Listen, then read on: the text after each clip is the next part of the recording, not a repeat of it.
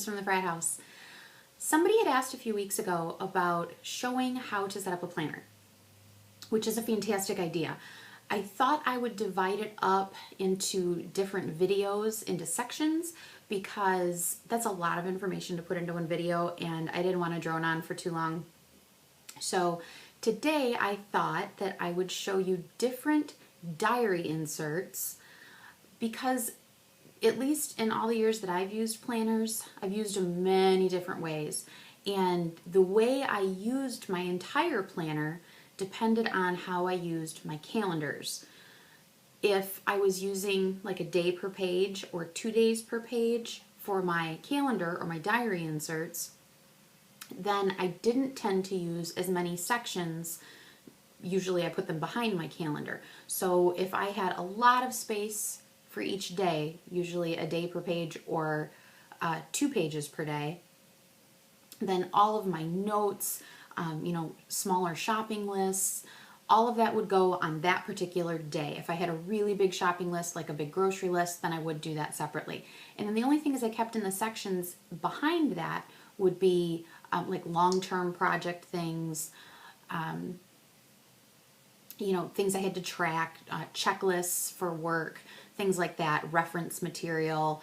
So having all that real estate per day cut down on how much stuff I had put into the sections behind it.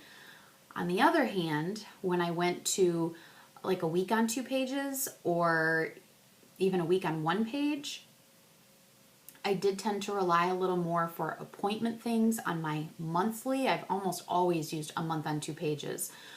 And I had more things in the sections in the back because there wasn't enough room on, each week or each day, I should say, on however my weekly layout was done, to make all those little notes and, shopping lists would go on Post-it notes or on a separate piece of paper. And I kept all of that in the back of the planner. So it was this balancing act basically of keeping everything on my pages in my calendar and having a thicker calendar and then thinner reference section in the back, or having a thinner calendar because I was doing like a week on a page or a week on 2 pages, and then having more reference material in the back. And neither one is right or wrong. To me, that was my big difference between using a setup like Franklin Covey versus a setup like Filofax. And I shift back and forth. If I tend to stay in my desk size or my A5 size, I tend to stay on a 2 pages per week. And then I do insert a page in the middle with a vertical, vertical week on 2 pages printed front and back so that I can put appointments and time tracking for work and whatnot in there. When I used Franklin Covey, I almost exclusively used 2 pages per day. And I tended to keep all of my notes in front. Right now, the way my brain is working, I'm better off keeping my reference stuff in the back. In my personal size, my Malden that goes everywhere with me, I do keep just blank pages in the front near my calendar where I just go from day to day making notes and whatnot. So your mileage may vary. It totally depends on what you are comfortable doing. So what I have done is I've printed out diary inserts from Philofaxy. I believe I printed every different layout they had. Now I printed them in the A5 size, completely compatible if you have like a desk size day timer. What is the Franklin Covey? I want to say it's Franklin Covey Classic is the correct size. They'll fit. You just punch them to fit your rings. And I printed out everything that they had, one example of each, and then I took samples of things that I had in my planner and I filled out each different layout. So I have 2 pages per day filled out with 1 day's worth of information. I took the same information and filled it out on a 1 page per day, a 2 days per page, all the way out to 1 page per week. So that you guys could see, here's the sample information, it's the same information on each set of sheets, but here's how it looks different. So that you guys have an example of what to look at before you go, switching format after format after format, which is fine to do. That's the only way I've found what I like, is to keep changing formats until I'm happy. And then eventually, something will change. I'll need to change up my format again, and I just change it. But this way you have a way to look at some examples of how these different formats look when they're filled out and how you would like to manage your information And because at least to me, if I have a sample of information to look at and I can see how it's laid out on different pages, that just helps me decide a little bit better.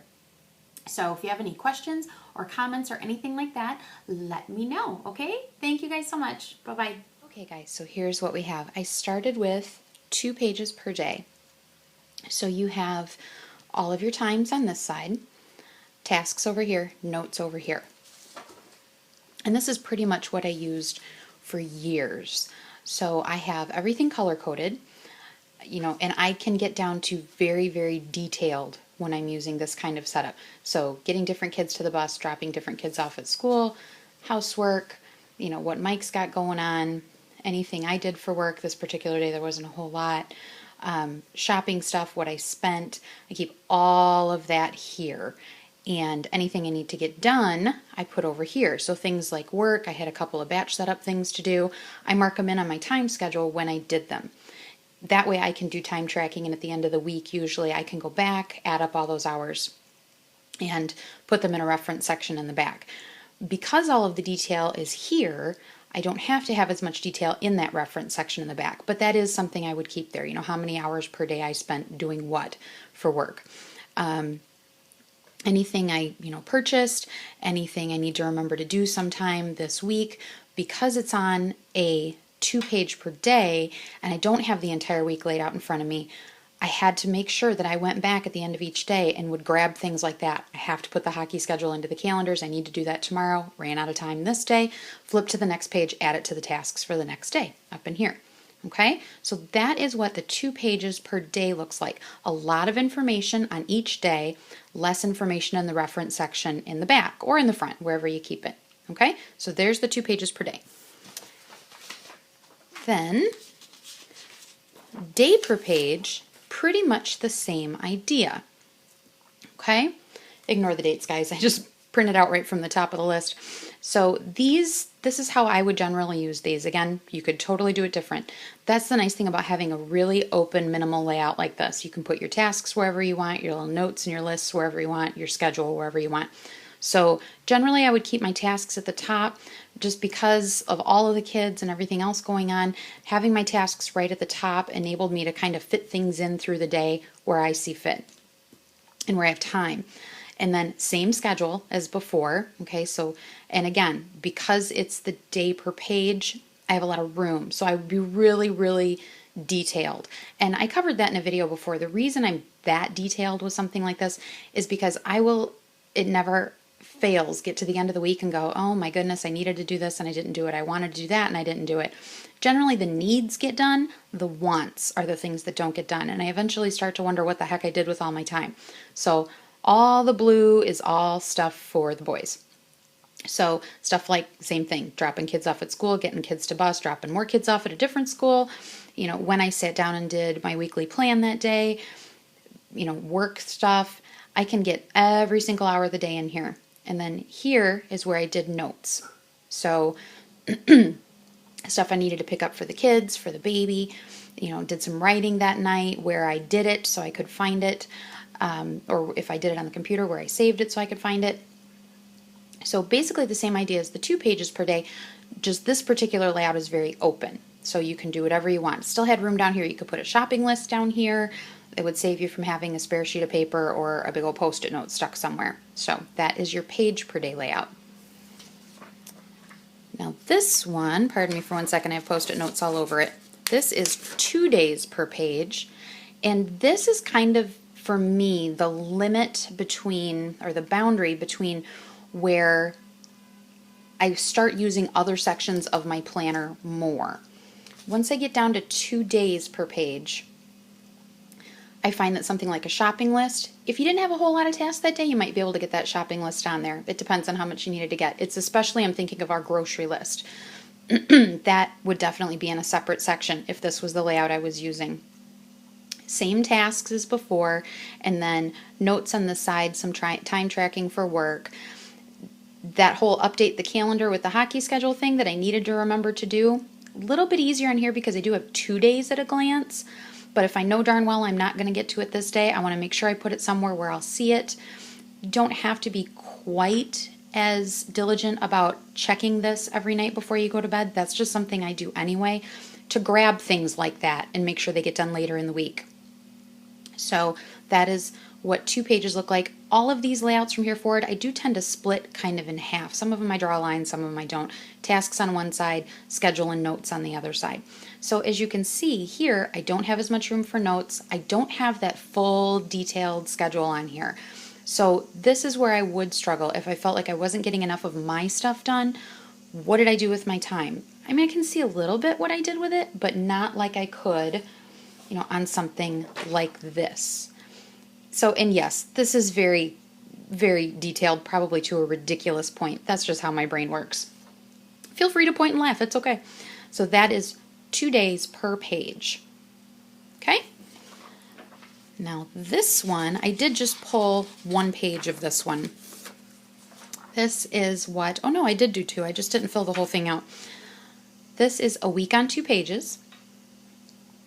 What I like about this is that fact that I can see the whole week, and I tend not to lose things from day to day. So I have a section up here for the whole week. This is stuff that I need to get done at some point this week. Doesn't really matter when, but I really want it done before Sunday, preferably by Saturday. Pardon me. That's why right now I'm using this layout. I like to see everything for the week, and then in my personal size planner, I do keep a more detailed sheet of, it actually ends up being something like this in my personal size, where I kind of have a day per page. If I go over, not a big deal. If I don't use the whole page, I just start the next day in the blank space I have remaining. So that's kind of how I found a happy medium there. So here, I've done the same thing. I've divided tasks, notes, and then here I would rely more on those sections in the back, stuff like, how much I spent where, my time tracking for work. So that's kind of where this really starts to lean more toward using those reference sections in the back. I obviously can't put a whole grocery shopping list for Monday right here. It's not going to happen. I might be able to fit it up in here, but I want to leave that space for tasks, stuff I need to get done at some point this week. And that's my favorite thing about the 2 pages per week layout, is I am not going to lose these things that pop up that I want to get done this week, because they are right in front of me every day of this week. So that is what your information looks like on a 2 pages per week. This one is also a week per view, but you have a horizontal setup on the left for your times, your appointments, and on the right there's a journal, a section for notes and reminders, communications, and coming up. What I really, really like about this setup is this coming up section. This is where I would put things that I need to remember for usually the upcoming week. I wouldn't normally go further out than that. If there's something a couple weeks out, I would honestly flip to this following week and write it in. Whatever page would be the week before I really needed to remember whatever it is, that's where I would write it.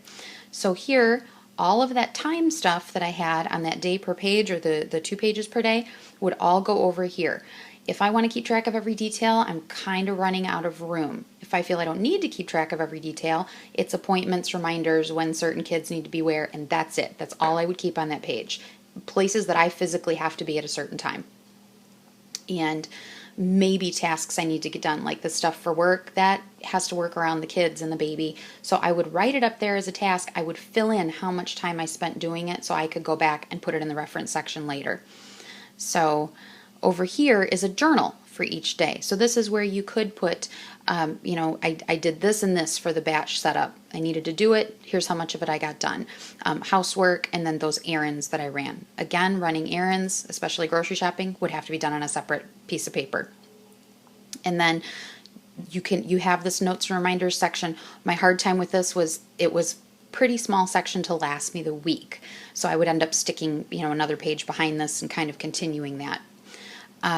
Communications, I don't use that a whole lot, but things that I need to, especially if it's a big email I want to send to my mom and dad, since they moved, I try to keep, pictures and videos going to them. So I would sometimes utilize that for something else. I just, write right over communications and make it something else. So there is 2 pages per week in a kind of a horizontal time management format. Okay? Now this is the last of the 2 pages per week, but this has that nice time grid on the top. So you have your full week up here, and this is what I use in the center of my week on 2 pages right now in my desk size. I have my week on 2 pages, like, let me grab it for you here, sorry guys. I have this laid out like that in my planner, and then right in here, in between, this top portion of this is printed out front and back on that center page. So I have both my week on 2 pages and my times. So I can have both. I can have my detail of every day, where I was, what I was doing, where I need to be, time tracking type of stuff on that center page, but then I have room for notes and tasks on my week on 2 pages. So if you don't combine formats like that, the way I would use this one is, here is that this week section. So that's the stuff I need to get done at some point this week. And I love that it's right there, top, center, I can't miss it. And then each day, just filled in, what did I do at what time? And then tasks down here. And that is probably where I would struggle again. You can't be too detailed, or if you want to be more detailed, you have to have fewer tasks down there, one or the other. And again, that's where I would utilize that section in the back some more. So tasks, linked to different projects. This is especially with these vertical formats where I find I do a lot of abbreviating, which is fine if I can remember what my abbreviation stood for. After you use them for a little while, you start to remember. So that is what I would do here, a lot of abbreviating, try to write small. And then this is notes for the whole week. Same thing basically, a lot of abbreviating, and then I use this coming up section the same as I did on the prior sheet, just anything I need to remember for next week, anything really, really important. Okay, so that is that layout. And then the last one is the week on 1 page. This is what I use in my personal Malden because that one goes everywhere with me. Bear in mind in that it is a smaller size because that's a personal size. This is an A5. But this I use in my personal Malden for remembering due dates for bills, and then if I know I'm going to be gone all day and there's stuff I need to get done while I'm out and I know I'm not going to take my desk size planner with me, this is how I set that one up. Any times I have to physically be somewhere, any tasks I need to do while I'm out and about. If it's stuff for home, I generally don't fill in, like do the kitchen and vacuum and wash the swimsuits for the gym and whatnot. That's goes in the other planner so I don't forget. And then I do use the extra space at the bottom, sometimes in the margins on all of the sheets for little notes. And again, the upside is it's a weekly view. So all week I'm going to see that note. I need to get that done at some point this week. Okay, that is pretty much it, you guys. I feel like I went through it kind of quickly. I know on a lot of the weeks I didn't fill out the entire week just because it seemed a little bit redundant. If you have any questions, any suggestions, any comments, if there's anything I could explain a little further or show a little better, please let me know and I will do another video on it. Okay? You guys have a fantastic day and I will see you soon. Bye!